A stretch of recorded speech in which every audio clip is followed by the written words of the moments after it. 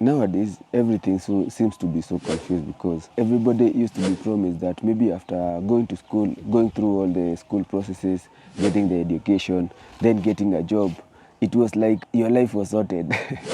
But nowadays, everything doesn't seem like it is because there are so many things that are hindering your life process that nowadays the future that was supposed to be guaranteed is no longer safe, and could be the reason why so many people have realized that your future is not as guaranteed as it used to be. You have to look for a way of making your future now instead of waiting for you to enjoy the future when you are maybe 60 or 70 or 80. Because waiting for you to be 80 or 70 to start enjoying your life or to start living the life that you wish to live is no longer feasible. And as a result, so many people maybe who thought that they live all their life at their job and maybe retire maybe when they get to 70, they are slowly starting to quit their job and start to do something that they enjoy doing regardless of their age. That's why you'll find so many young people quitting their jobs. Not because that they fear that their future will be bleak. No, it's because of the realization that the safety net that the job used to guarantee is no longer there.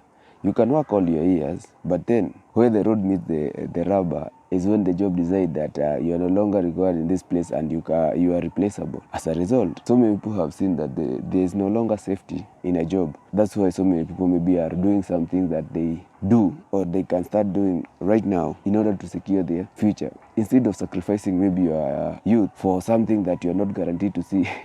Why not sacrifice your youth now, doing something that you want to be doing even at your old age? This way, you will be killing two birds with a single stone. First of all, you will be living a happy life. You are doing something that you love doing. And secondly, you are spending time with doing something that you want to be doing even at old age. And while at the same time, you will not only be securing your future, but you'll also be working towards maybe building the future that you have been wanting to build all along. I know it may sound like broken record, but that job that you are living right now, if you are surviving right now, do you think it ever become better? And if you think it will ever become better, how long do you think it will take for it to be better? And if it ever becomes better, will you still have the same passion doing it as you used to do maybe 10 years ago? And if you still have the same passion, do you think it will be worth it? That's some of the questions that everybody should be asking themselves if they no longer feel that the job that they are in no longer serves their purpose. Because if your job no longer serves your purpose, why should you continue slaving there? Because first of all, you'll be a slave. Every day you'll feel like you are selling your soul. And if you feel like whatever you are doing is not what you're supposed to be doing, why should you continue working a job that no longer makes you happy? I know most of the people maybe are still there because they feel that they have a duty to do because maybe they have a family and they have bills to pay. But nobody is supposed to be condemned to be living a life that they're not supposed to be living because of a mere paycheck. You can sacrifice your life now. You can start living in a shack. So long as you know maybe in 5-10 years, I'll be better off than still working in that job that does not guarantee the life that I want. This may be my opinion, and maybe your opinion is different from mine.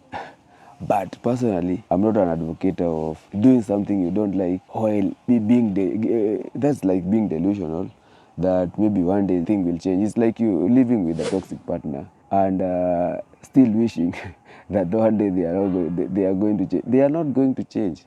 That's the same situation that even your job situation, if it's a toxic environment and you're still waiting that maybe one day it's going to change, it's not going to change. The only thing that you need to do is for you to maybe take action. And if you take action, that's when you'll start seeing results. But if you still continue maybe waiting for someone to take action on your behalf, then you'll continue leading the sad life that you're currently leading. In fact, that could lead you to another grave because depression is real and depression is killing so many people. And if it don't kill you, then you live on antidepressant. If that's the life that you want for yourself, then by all means, you can continue. But personally, I would rather maybe start doing something I enjoy doing right now than continue maybe working on a slave job that no longer serves me but is giving me a check. Okay.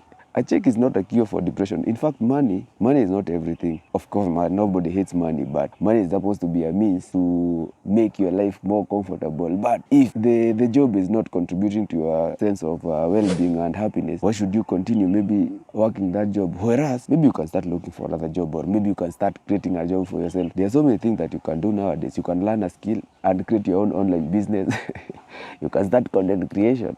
There are so many people earning money doing what they love. And by now, you can create content on any subject. And believe me, if your content is good, and maybe if your content is good, then by all means, you will have maybe followers who really agree with your work. So don't continue sleeping on that job. And maybe okay, in most cases people usually quit because they need that check. And nowadays maybe getting a job is very hard, so maybe you are fearing, if I quit this job, I'm no longer going to get this.